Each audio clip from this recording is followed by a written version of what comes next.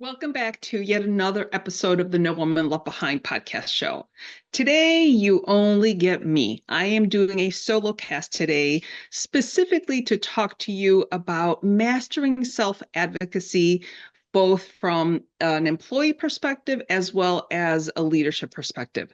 I created a talk blueprint for career growth because I talk a lot about self-advocacy. And I realized that I have never really outlined for you what it is that you need to do in order to be able to advocate for yourself. But before I get to that, first of all, I want to talk to you about what is self-advocacy. When I say you need to be able to advocate for yourself, what does that mean to you? What is it that you think about when I say you need to advocate for yourself? Well, I will tell you, for me, it means that you need to be able to stand up for your needs, for your goals, be able to represent your professional worth within the corporate space. It's about building confidence, not necessarily that you're entitled, for example, if you're seeking a promotion or a salary or maybe more responsibility as a team leader. It's not about you deserving whatever it is that you're looking for. It's about you positioning yourself as the best candidate for that particular thing. When you hone your skills on advocating for yourself, you're also becoming more confident, and at the same time you're building your leadership skills. And now more than ever, corporations have that gap between an individual contributor and then upper management, even into management. So there are not enough individuals that are qualified to step into a management position or a director position or a VP position because people are not, managers specifically, are not having the time to develop their people. We're so busy. And then sometimes individual contributors don't know how to develop themselves. So there's definitely this gap where corporations are now needing individuals to have leadership skills, to have adaptability skills, to be confident and be able to upskill so that they are prepared when that opportunity comes up. Now, I'm sure you've heard me say this over and over, but when it comes to me helping women advance in their corporate careers, I want them to be promotion ready. I want you to be promotion ready. I want you to be able to self-advocate for yourself so that you can build that confidence. And I am in the process of creating this amazing community of women that are ambitious and that are here to support each other. So again, self-advocacy goes hand in hand with leadership. So let me ask you this. What is it that you are needing to advocate for yourself at work? If you are not feeling fulfilled at work, then what is it that you're missing? So that's what self-advocacy is, for you to be able to go talk to your manager about the things that you are missing and be able to do it in a very precise and strategic manner, which we will go into. Okay, so next we're going to talk about why is self-advocacy crucial for your career? Well, obviously it increases recognition, it increases opportunities, but more than anything, it puts you in control of your career trajectory. Now, I talk about having a custom career roadmap all the time. When you don't have a custom career roadmap, that means that your career is on autopilot. So it's just kind of sitting there. It's just not doing anything. And you haven't really been paying attention to your career. And that's not necessarily good because years can go by and then you're doing the same type of job and you're like, holy cow, I'm 5 years older and I still haven't gotten anywhere or haven't gotten that promotion. If that's what you're seeking, you're probably seeking it because you're listening to me right now. But having that strategy, that plan, that roadmap puts you back in control of your career trajectory. And it definitely helps you hone your leadership skills. And again, leadership skills are not prevalent in this day and age. And actually, I was talking to a woman, an expert she works with corporations, and one of the massive things that are lacking in, or that is lacking in corporations, is succession planning. So corporations are not working on succession plans because they don't have the individuals to backfill those positions if they move on to management positions. So succession planning is really, really important. And again, what is it that you need to advocate for yourself in your career right now? Again, a reflection question there. So next, I want to talk to you about the actual T.A.L.K blueprint. So it's T.A.L.K is the T.A.L.K blueprint for employee self-advocacy. And if you're watching this on YouTube, you will be able to see the slide with the T.A.L.K blueprint right on the slide. But if not, I'm going to walk you through the T.A.L.K blueprint.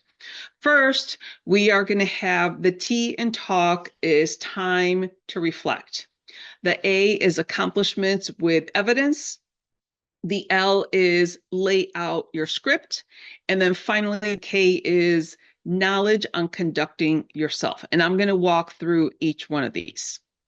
So first, we have take the time to reflect.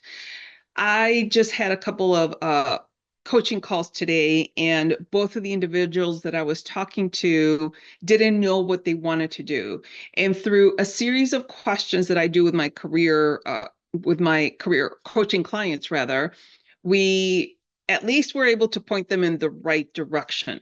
When you don't know what it is that you want, it's going to be very difficult for you to communicate it. So if you're already employed and you're trying to figure out what is it that you really want, take some time to reflect on that.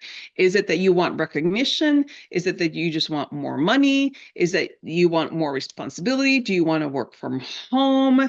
What is it that you need in your position to make you feel appreciated, fulfilled, happy? And we all know that when corporations have employees that are happy and fulfilled, they tend to stay a lot longer than an employee that is not happy and fulfilled in that particular position.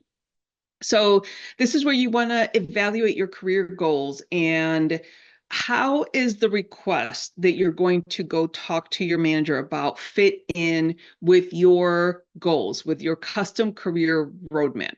It's really important for you to be able to relate those two so that they can go hand in hand and they're aligned. So the action item for you is to write down the specific outcome that you're hoping for and why it matters for your career development.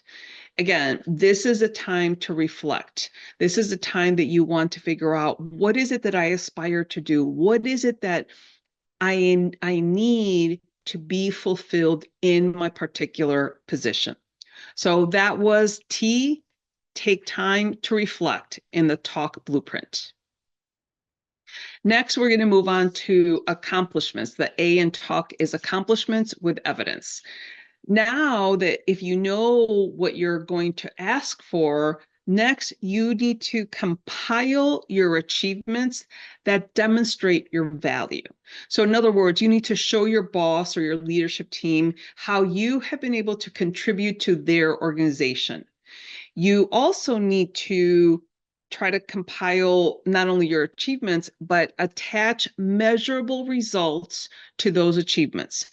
Any data that you can come up with, any metrics, any project outcomes. So maybe you reduced expenses by 20%. Maybe you were able to increase customer satisfaction by 25%. Anything like that. If you are not able to come up with a metric that is consistent across the department, maybe you can just outline things that you have improved upon. I increased my customer service satisfaction year over year by 20%, just for your own production, your homework. So the action item here is take 2 or 3 achievements, come up with 2 or 3 achievements where you can show the measurable results and cite how you help the bottom line. And those are going to be your key talking points when you actually go and discuss this with your manager. So the A in the talk blueprint is accomplishments with evidence. Okay, next we're going to lay out your script. Now, I talk about this all the time, and I call it crafting your script. Essentially, you want to prepare what you are going to say ahead of time. Do not wing it. You get in trouble when you wing it. Take the time to craft your script. And what I mean by that is deliberately write out what is it that you're going to say and use assertive words. Use words that are very confident and also respectful language. You want to craft your script and make sure that you're speaking in sentences and not questions. You want to make sure that you list 2 or 3 achievements with measurable results that you can cite during your conversation, and make it into a story format. So I talk about the story format all the time, but if you remember your accomplishments in a story format, that's going to be much easier to explain to your manager or to the leadership team. The story vault is a huge thing that I talk about as well. Again, with the story vault is come up with your 5 to 7 massive achievements for your career. Make sure that you are able to put it into a problem agitation solution. So it's what was the problem of the item that you were dealing with? What would have been the consequence of that problem had it not been solved? And how did you or your team contribute to solving that particular problem? So that's the problem agitation solution, which essentially you're converting that accomplishment into a story format. And again, much easier to tell the story, and it's more relatable for the individual that is listening. So that is the L in lay out your script for the talk blueprint. Next, we're now on to the K for know how to conduct yourself. And when what I'm talking about is emotional intelligence. There is a ton of information out there on emotional intelligence this day, but essentially you need to read the room. So for example, if you did all the preparation already, you already know what you're going to talk about, you already know what you're going to ask, you know what stories you're going to tell your manager when you're in front of them, and you go to their office and they're having some kind of meltdown because either their child is sick or maybe they're having a difficult conversation with another employee or a customer or client, whatever. And you see that they're out of sorts. They're probably going to say, come in, let's have a conversation. And what you're going to do is say, no, this is not the right time for us to have a conversation. I want you to be in a calm state where we can actually have a conversation. And right now, it appears that things are happening for you. I am going to reschedule the conversation. And if they say, no, no, no, don't worry about it, say, no, really, let me reschedule it. I would feel better if we just rescheduled. So read the room. Make sure that you are walking into a situation where your manager is calm and prepared and you're calm and prepared, and you are able to manage your emotions intelligently, just as your manager should. And one other thing when it comes to emotional intelligence, there's a bunch of things that you can do about this. You can do a little bit of research. I've had emotional intelligence podcasts on this as well. But preparing yourself before the talk, the conversation with your manager, going to the bathroom, breathe deeply 5 to 10 times. You're already making sure that your body is relaxed and you're not stressed out. That's even part of emotional intelligence, knowing how to regulate your body and prepare for different outcomes. You need to be prepared for, yes, you definitely deserve the raise or the promotion, no problem, to no, I don't see how you are prepared, not right now. Whatever the outcome is, prepare for those different situations. Visualize how you are going to react in each of those situations. And ultimately, you need to stay calm and be professional no matter what. And if they say, no, you are not a candidate for a promotion, one of the questions that you're going to say, that you're going to be prepared with is, can you tell me what are the qualifications that I would need to be prepared or to qualify for that promotion? If they give you any type of no because you're not ready, make sure that you get some specific feedback from them so that you know what it is that you need to work on. So the action item here is, how are you going to handle it if you get a no or a no, not right now? So you really need to be prepared on how you're going to handle whatever emotions come up within you during the conversation. And the biggest thing is stay cool, stay calm, and prepare for the situation, prepare for the outcome. And the more you prepare, the more you're going to be able to manage that situation with confidence. So the K in the Talk Blueprint is know how to conduct yourself. Imagine a space where your career aspirations are supported by a community that truly understands your journey. A space designed for women like you, ready to elevate their careers. Our monthly membership includes everything, from expert training and monthly workshops to a custom career roadmap. Join a supportive community where group coaching and networking turn your professional goals into achievable milestones. Celebrate your wins with a network of women who are as invested in your success as you are. Unlock the leader within. Great. So now we're going to shift a little bit, and we're still going to be dealing with the Talk Blueprint, but now we're going to do it from the leader's perspective. So it's still the same Talk Blueprint, but the T in the Talk Blueprint from the leader's perspective is going to be, T is for time to listen. The A is for acknowledge achievements. The L is for lead with compassion. And the K is know when to be direct. So getting into the T, which is time to listen, from a managerial perspective, from a manager perspective, a leader perspective, you need to be prepared in the event that a direct report walks in and says, can I talk to you about my career advancement? I really feel that I need a promotion and a raise. You're going to stop them right there and say, you know what?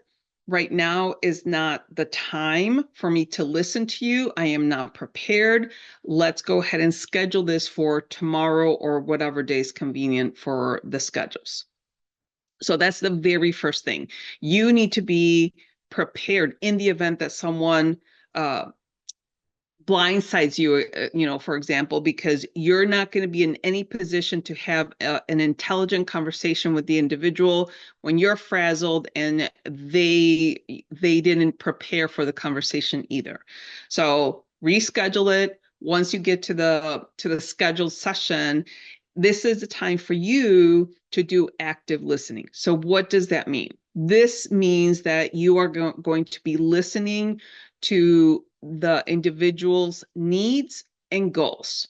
And one of the things that you can do is, from the team perspective, create regular opportunities for feedback and open dialogue with your team. But when you're active listening, our human nature is to start replying in our heads instead of listening. Try to prevent that and stay present with the individual so that you really listen and you really hear what they're saying to you and not replying in your head. Give them your undivided attention. Do not check your emails. Do not check your phone. Give them your complete attention so that they know that they are being heard and listened to. Use verbal and nonverbal cues. You can use verbal cues like, okay, I see, I get it, I understand. And use nonverbal cues like nodding your head, or, stay with an open stance, like don't cross your arms, because that's off-putting. When they are giving you their pitch or their summary of accomplishments, clarify any questions that you might have. I urge you to have some kind of notepad so that you can write questions as you're writing, and let them know that you're going to be taking notes while they're talking. Summarize whatever they told you, and then provide a thoughtful response. The whole point of you scheduling the conversation is so that you can prepare your thoughts, your ideas on this particular individual's performance, and be prepared with a response. So, for example, if you know that this person is by no means ready for promotion, then you need to be prepared to address it. And we're going to talk about that at the end here. Okay, so create also a safe space for them. Just let them hear them out. Let them talk until they're all talked out, and do not be upset with what they're saying. That's part of having emotional intelligence.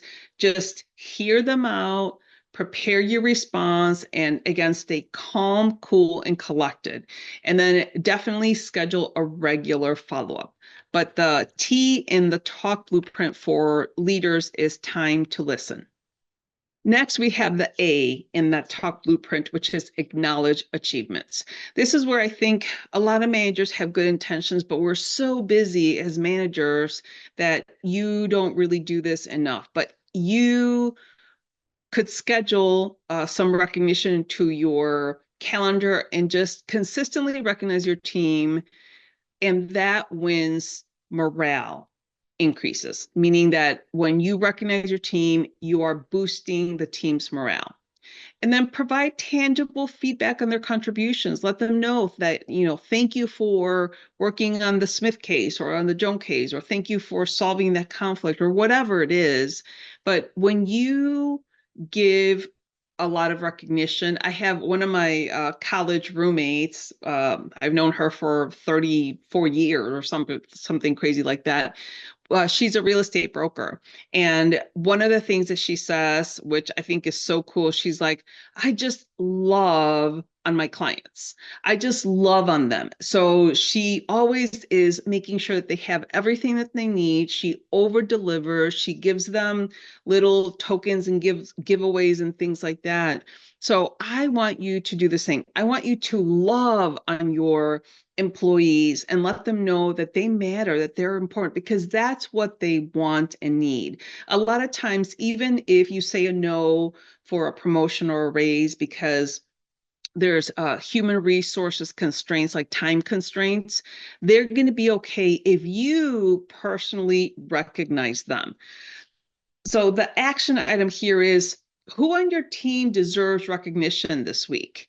And how can you recognize them? Can you just send them an email? Can you send them a text, an emoji, maybe put their name on the newsletter, maybe even recognize them during a town hall meeting, something like that, so that they feel special and they know that you recognize that their work matters. That's a lot of times that's all people really want. So the A in the talk blueprint is acknowledge achievements. Okay, we are moving on now to the L in that talk blueprint, which is lead with compassion. This is one of the things that I always think is so easy to do. Approach team challenges with empathy. Put yourself in their shoes. You used to be in their shoes at one point. Maybe you weren't a manager, but definitely use empathy when you're looking at your team's challenges. Show your team that you care about them as people, and they're not just a cog in the wheel. They're not just another number.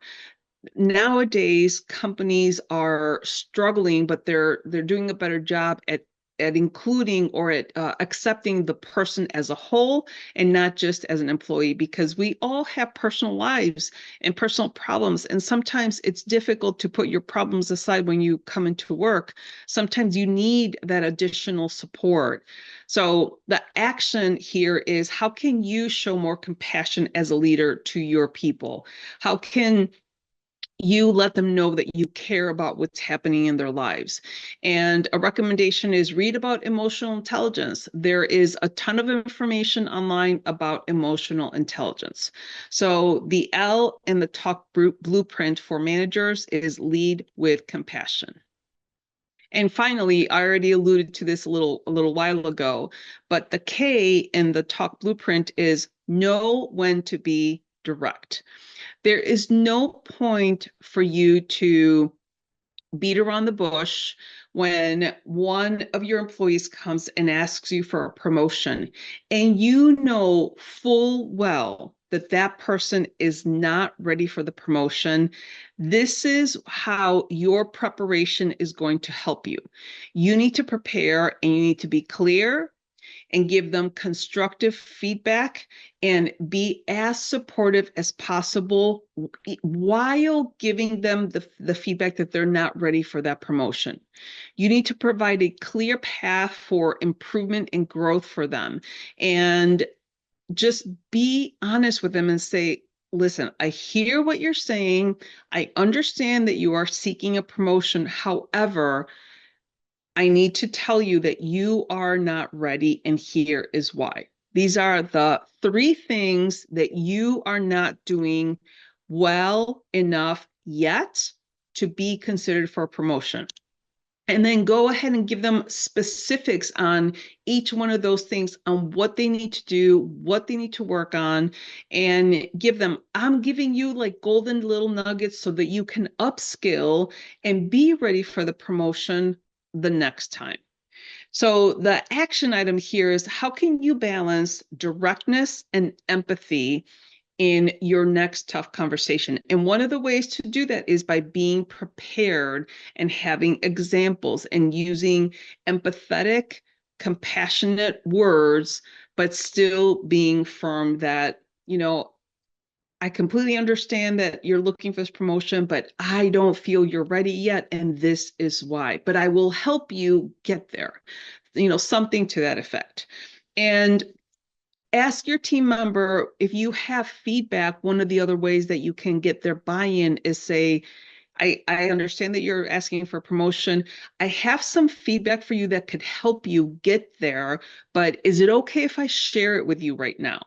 And have them say yes or no. And if they say no, then let's schedule another session where you feel prepared to receive that information, and then schedule another session. So that's really important when you're giving feedback. So the K in that talk blueprint is know when to be direct. And then finally, so now you have a blueprint for you as an employee, or if you are in a management or leadership position, you also have a talk blueprint on how to help your employees advocate for themselves, and you're advocating for yourself as well, because you're giving them your position on whatever it is that they're asking. So when it comes to reflection and take action, if you are an employee, what's the one thing that you need to advocate for in your career right now?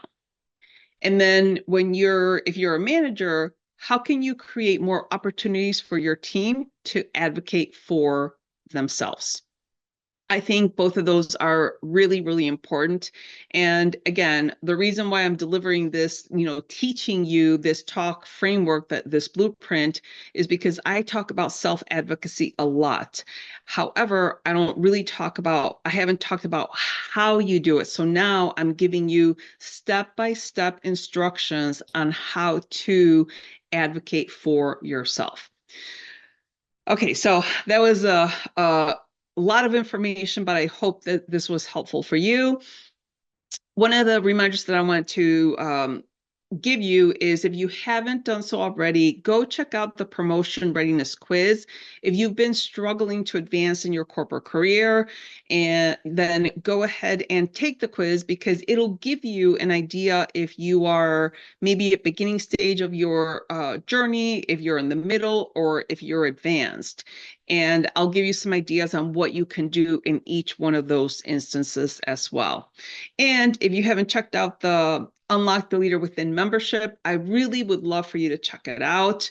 There are some objectives that I have in creating this membership. The very first thing is that I want to get you promotion ready. I have lived the situation as far as being in the corporate world. I went from an individual contributor to a regional underwriting manager to an executive vice president, and I did so through a custom career roadmap, a strategy, a plan, whatever you want to call it, but I had a plan. And if you're looking for a plan, the Unlock the Leader Within membership definitely gives you that plan. So I know that I gave you a lot of information. I hope that the T.A.L.K blueprint really helps you to self-advocate, and you can step into your next promotion, ask for the raise, whatever it is that you're seeking. I hope that this was helpful for you. So with that, remember to be brave, be bold, and take action.